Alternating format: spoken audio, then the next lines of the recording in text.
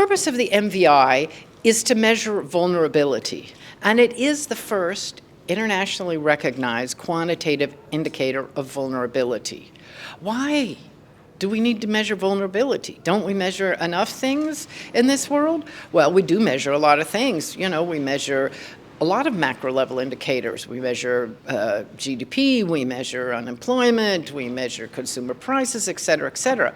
Vulnerability is specific because it relates to risk.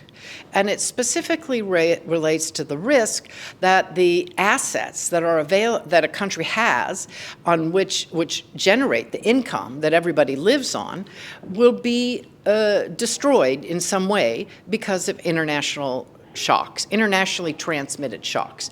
I mean, countries can be vulnerable also to internally generated shocks. You can have bad economic policy, you can have internal conflict because of political difficulties, for example, and an inability to resolve those. But this index focuses on externally transmitted shocks. That's very important for developing countries because they're often the victim of these shocks. The development of this MVI was first proposed by the small island developing states because they're the victim increasingly of climate-related shocks, both ocean rise, but also worse weather, like, you know, hurricanes and typhoons and stuff. But all countries are vulnerable to natural disasters. Morocco just had a terrible earthquake. That was a shock well beyond its control. And people died and people lost their assets, their housing, their business assets, many things, their social capital if a community got broken up. So vulnerability is an important definition, a dimension rather, an important part of the environment in which we live. Now, it's important for developing countries to diagnose and measure their vulnerability, because if you don't measure it, you can't fix it, right? And so that was the justification for developing this index. And the index measures both vulnerability and resilience. Specifically, we measure lack of resilience. And the idea is that countries we have a set of dimensions. We have economic, environmental, and social. And we have indicators related to those on both the resilience side and the vulnerability side. And we aggregate and average those into one country score. The country score is not the most important measurement. It does rank countries, and that's helpful. But it's not the most important measurement. What's really important is, where is a country's problems? Are you more vulnerable on the economic side, or the environmental side, or the social side? Or is your problem you lack resilience? So why do countries lack resilience? Well, education breeds a lot of resilience. A highly educated population can do better at coping with shocks and with adapting and adjusting to the new normal, as we call it. So it's important to measure those and to get countries to focus on where they're vulnerable, because if you have a structural vulnerability, like you live on an earthquake fault, okay, I'm from California. I know what it's like to live on an earthquake fault. We can't, Morocco or California, can't fix that. It is what it is. But what we can do is we can adapt building codes so that new buildings are built to withstand the earthquake.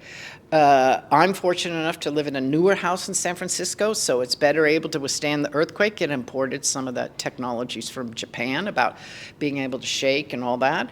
And, but also, California has its own earthquake insurance. So I can, because the state organizes it. The private sector can't organize it.